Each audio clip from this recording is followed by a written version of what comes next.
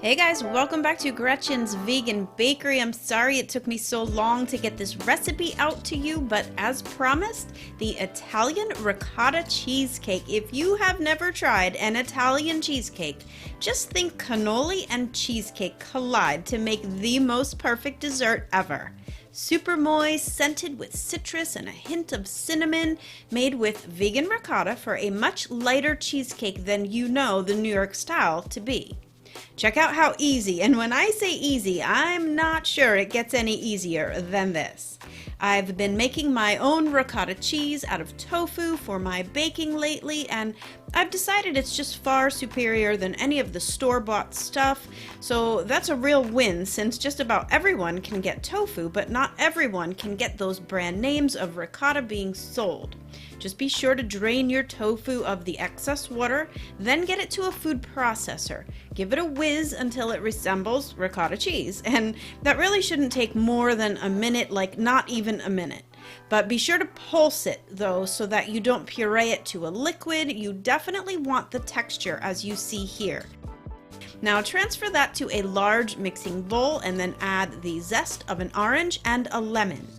Now get the rest of the ingredients into the same food processor work bowl, no need to wash it, and that would be the vegan cream cheese, granulated sugar, cornstarch, flour, egg replacer, vanilla extract, plant milk, vegan butter, and I'm not even melting it. What can I say? I'm a risk taker. A splash of apple cider vinegar, a hint of cinnamon, and I mean a hint. We want just a subtle back note, not an overpowering cinnamon taste here. As always, all the ingredients and quantities are listed out at gretchensveganbakery.com, so just click the link below this video to go grab that.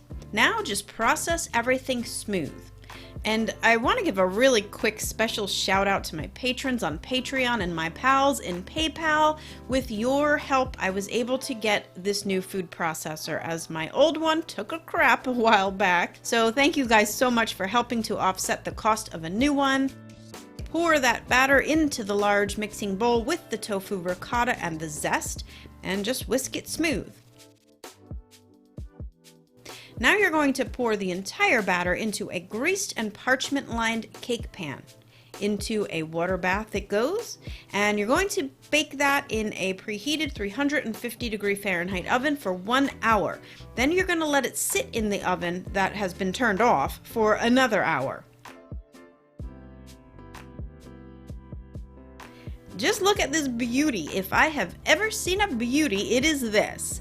Completely set, no liquid centers, but you do have to refrigerate it, preferably overnight. But I'll tell you a secret, the beauty of vegan cheesecake is that it really can be unmolded in about 3 to 4 hours. And I do that with a blowtorch, but you can simply submerge your pan into a bowl of hot water to release the fats and it will pop right out.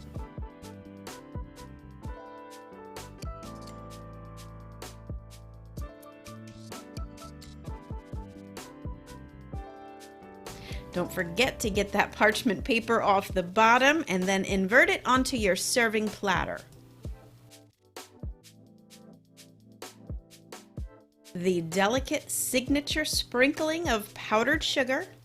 All right, maybe I'm not that delicate. A snowstorm of powdered sugar, and you have yourself an authentic Italian-style cheesecake. But this one is actually better than ever because it is all vegan, dairy-free, egg-free, cruelty-free, cholesterol-free, and just loaded with the perfect taste that an Italian cheesecake should be.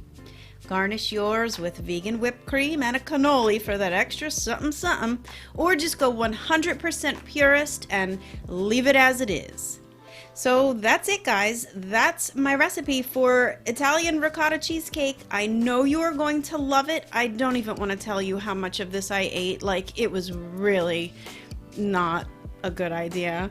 Again, a great big thank you to my patrons on Patreon and my pals in PayPal. I can just never say it enough how grateful I am for all of you guys. I definitely would not have lasted this long on ScrewTube if it wasn't for you guys. So thank you, thank you, thank you is really just never enough. If you think you can help to support this channel so I can continue sharing my recipes for free, click the links below to find out how. So yeah, thanks to everyone for watching my videos, liking, sharing, commenting. It really all does help the channel stay alive, and it is really what keeps me motivated to keep on going. So I really do love you guys, and until next time, happy vegan baking. Bye for now.